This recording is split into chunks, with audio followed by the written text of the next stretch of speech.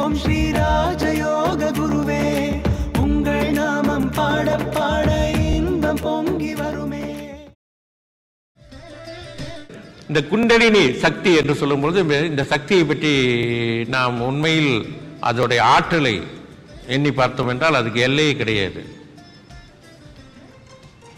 அந்த காலத்தில் வந்துட்டு ரிஷிமார்கள் 500 ஆண்டுகளுக்கு முன்னால் பார்த்தீங்கன்னு சொன்னால் ரிஷிமார்கள், சித்தர்கள், மகான்கள் எல்லாமே குண்டலினி சக்தி எழுச்சி பெறும்படி செய்து அவர்கள் ஞான நிலை பெற்றார்கள், சக்திகள் பெற்றார்கள், முக்திகள் பெற்றார்கள்.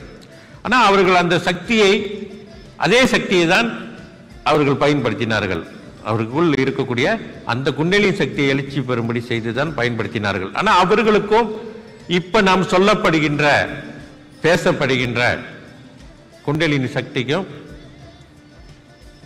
வித்தியாசம் என்ன கேட்டீங்கன்னா, அதுவும் அதே குண்டலினி சக்தியை தான் நம்ம இப்போது பேசிக் கொண்டிருக்கின்றோம். ஒரே ஒரு வித்தியாசம் இருக்கிறது. குண்டலினி சக்தி என்பது ஒரே மாதிரியான சக்தியை தான் பேசிக் கொண்டிருக்கின்றோம். அவர்கள் அடைந்த நிலைக்கும் அந்த நிலையில் வித்தியாசம் இருக்கிறது. அவர்கள் மிகவும் சக்தி வாய்ந்தவர்களாக இருந்தார்கள், ஞானம் பொருந்தியவர்களாக இருந்தார்கள், ஆற்றலுடன் இருந்தார்கள். எல்லோருடைய தேகத்திலும், மனிதராக பிறந்தவர்கள் அனைவர் தேகத்திலும் ஒரே ஒரு சக்தி மட்டும்தான் இருக்க முடியும். அப்படி இருக்க ஏன் நமக்கு அந்த சக்தி ஆற்றலுடன் இயங்கவில்லை? ஏன் மற்ற யோகி ரிஷிமார்கள் மகான்களுக்கு மிக சிறப்பாக இயங்கியது,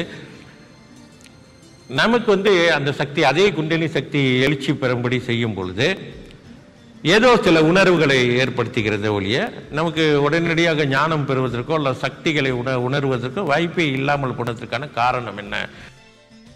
ஒன்று, பிராணசக்தியை வசப்படுத்திய நிலை ஏற்பட வேண்டும். பிராணசக்தியை வசப்படுத்த வேண்டும். அப்படி பிராணசக்தியை வசப்படுத்தும் பொழுது அந்த சக்தியாகப்பட்டது மூலாதாரத்தில் அடங்கி கிடக்கும் அந்த குண்டலினி சக்தியோடு போய் ஒன்று கலந்த நிலையிலே அது எழுச்சி பெற வேண்டும். அப்பொழுதுதான் சக்தியோடு கூடிய நிலை ஏற்படும்.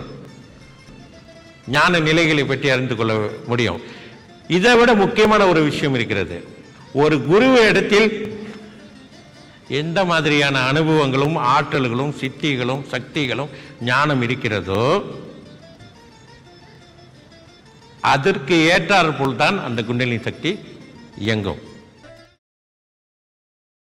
யோக ஞான சித்தர் ஓம் ஸ்ரீ